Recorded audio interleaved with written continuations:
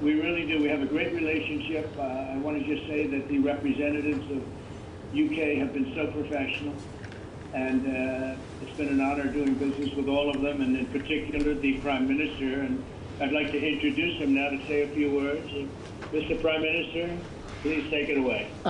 Thank you, Mr. President, Donald. And this is a really fantastic, historic day in which we can announce this deal between our two great countries. And I think it's a real tribute to the history that we have of working so closely together. Can I pay tribute, Donald, to your negotiating team as well, particularly Howard and Jameson, who've done an incredible job, a very professional job, and my team as well. Two negotiating teams have worked at pace now for a number of weeks to bring in this deal today. Really important deal. This is going to boost trade between and across our countries. It's going to not only protect jobs but create jobs, opening market access. And as you say, Donald, the timing couldn't be more apt, because not only was it 80 years ago today that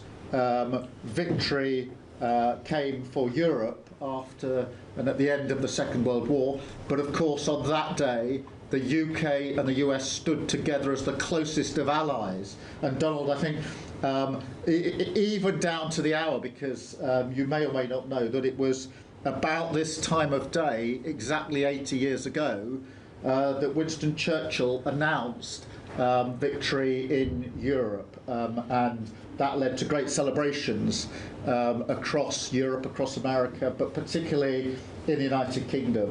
Literally people going out into the street, putting bunting up, going up to the palace. And so to be able to announce this great deal on the same day, 80 years forward, almost at the same hour, and as we were 80 years ago, with the UK and the US standing side by side, I think is incredibly important and makes this truly historic.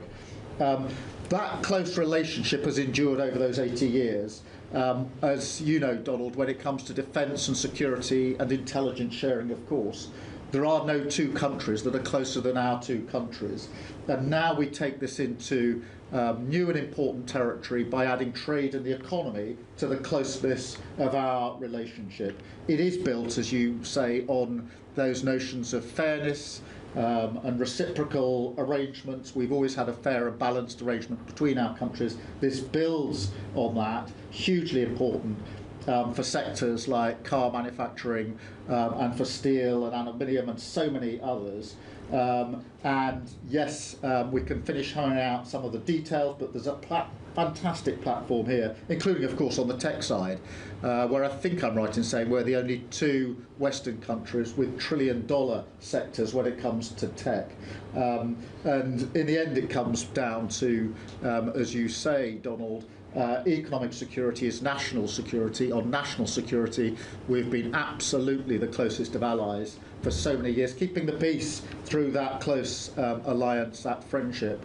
And now we add to that this deal on trade and the economy. And I want to thank you for your leadership on that, Donald, and for the way in which your team have negotiated this. And I'm so pleased that we've got this deal. We've finalised it, and we've built an incredible platform for the future. So thank you so much. Donald, I'm now going to go and do a press conference. I think you have your press in with you, but on the details, I think if you've got Howard, etc., we can deal with that through one of my team. That's great. Well, Mr. Prime Minister, thank you very much. I want to have a continued